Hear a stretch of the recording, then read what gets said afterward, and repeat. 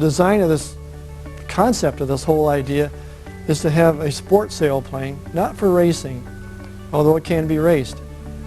It will have a fairly light weight, only about 320 pounds to 350 maybe at the most.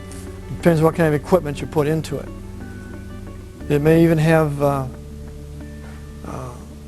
has room for radios, or a parachute. If you're going to put they call it a ballistic parachute, which can parachute the pilot and the whole aircraft down in one piece, we can do that. There's a lot of room for extra weight to carry it in it. The performance of this thing, well, it's designed for the average guy, for sport flying, for weekend flying, for when thermals are very weak on a particular day. The wing itself has got a unique construction method. It uses pretty much the techniques used in metal aircraft. The wing skins are going to be a monolithic skin. Commonly you have a foam core in a wing, which makes a good stable wing skin, but it's time consuming in manufacture. This way we can mold the wing from a couple of parts in one day. You can have the whole wing built. The spar will be made in one operation, and that's unique in itself too. If the spars are made in female molds, that way you can have with about 2 other helpers. You lay in a layer of cloth, and when you have a carbon rods rather than using carbon filaments, we have rods that are pre-made at a factory that are super strong. They're made by machine so that the rods are totally reliable and consistent in strength. Whereas a hand layup, we've tried this in the past and found that it's almost impossible to get all the filaments laying in there straight. You find that half of them are sort of snaking down the length of it. Then when you have a bend in the filaments, you get a weakness at that point. And these weaknesses occur throughout the whole length of the spar and reduces its strength considerably. With these rods, we found that in compression strength, instead of getting a 60,000 psi ultimate strength, we're getting 275,000 psi in strength. So it's many times stronger. And in fact, the spar will be so strong that the aircraft, we did test one with a carbon spar, this carbon rod, and it failed at 12 G. And that wasn't the wing that failed, that was the fixture that failed. So it started a chain reaction. Once the fixture failed, it failed the wing itself. But the wing spar is actually good for 24 G.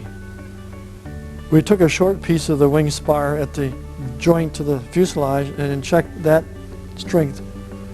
And the fasteners started to elongate at 21 G.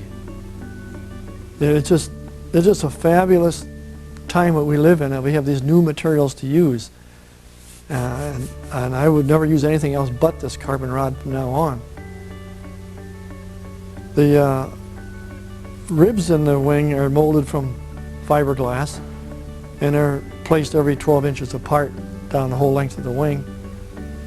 The leading edge is molded in a female mold, and the way we build this wing up for a kit is we mold the spar first and set it aside once it's finished, and then the ribs are all made up and set aside.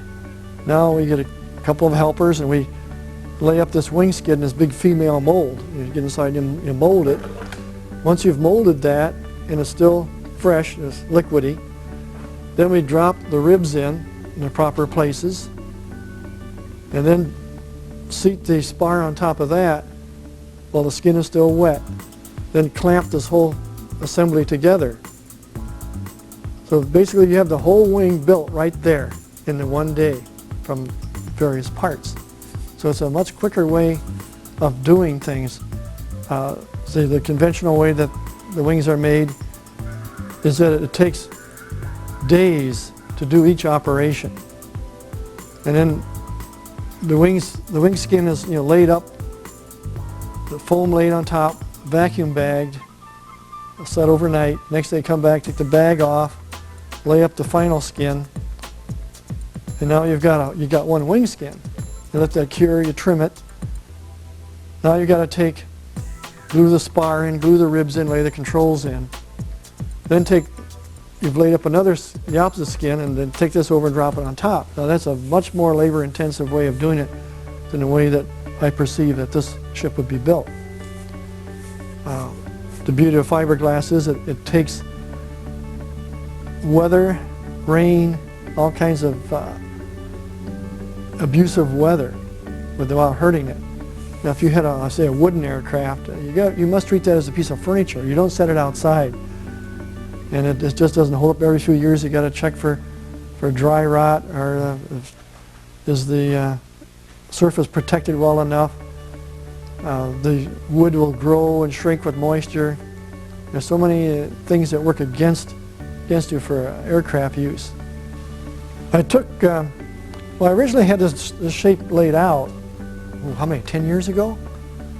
Before Genesis? And then John Rons took the shape and put it in his computer and then tried to refine it according to what the air likes to see or feel. And he modified it a little bit, but not too much. And that's the shape we use on the Genesis. Well, I took the Genesis shape and started pushing lines around to make things a little more practical, really. And I think it even came out more attractive than the Genesis, actually.